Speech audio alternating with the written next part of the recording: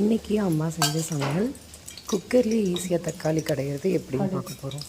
2 spoon எண்ணெய் ஊற்றிட்டு கொஞ்சம் கடுகு கொஞ்சம் சோம்பு நல்லா அது பொரியணும். பச்சை மிளகாய் கடுகு சோம்பு நம்ம வந்து சின்ன வெங்காயமும் பச்சை மிளகாயும் நறுக்கி வச்சுருக்கோம். நல்லா அதையும் போட்டு நல்லா வறுக்கணும். நம்ம அது நல்லா வதங்கின உடனே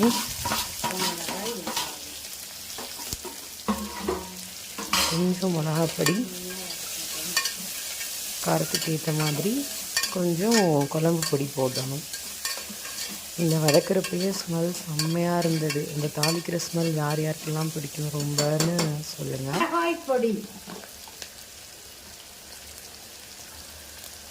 கொஞ்சம் மிளகாப்பொடி, அதுக்கப்புறம் கொஞ்சம் வந்து குழம்பு பொடி போட்டு நல்லா அதையும் சேர்த்து வதக்கிடணும். அந்த எண்ணெயிலே போட்டுரும்.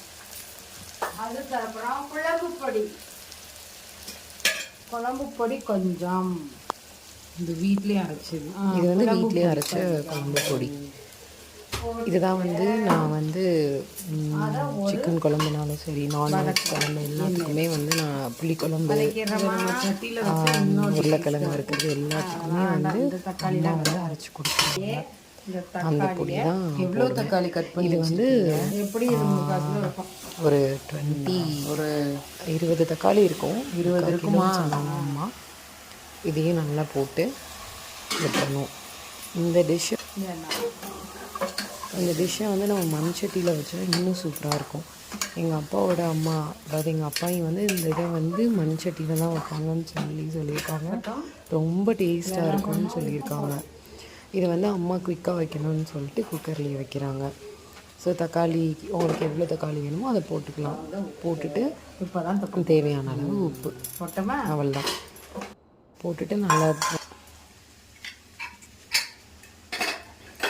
ஒரு 4-5 விசில் விட்டுட்டு தண்ணி வந்து தனியாக எடுத்து வச்சுக்கோங்க. கொஞ்சம் தண்ணி, அப்போ தான் கடைஞ்சா ஈஸியாக கடைய முடியும். நல்லா வேணுங்கிற அளவுக்கு நம்ம வந்து நல்லா கடைஞ்சிடணும். கடைஞ்சிட்டு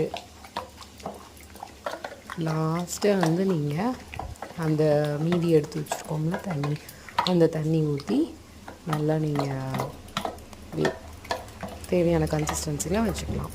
ஸோ இது வந்து சாப்பாடுக்கு அவ்வளோ டேஸ்ட்டாக இருக்கும். என்னோட ஒன் ஆஃப் த ஃபேவரெட். அப்புறம் இட்லி, தோசை எல்லாத்துக்கும் சூப்பராக இருக்கும். நீங்கள் ட்ரை பண்ணிவிட்டு சொல்லுங்கள். அவ்வளோதான், ரெடி. ஈஸியாக தக்காளி கடைதல் குக்கரில் வைக்கிறதுன்னு எப்படின்னு பார்த்தாச்சு. பாய்.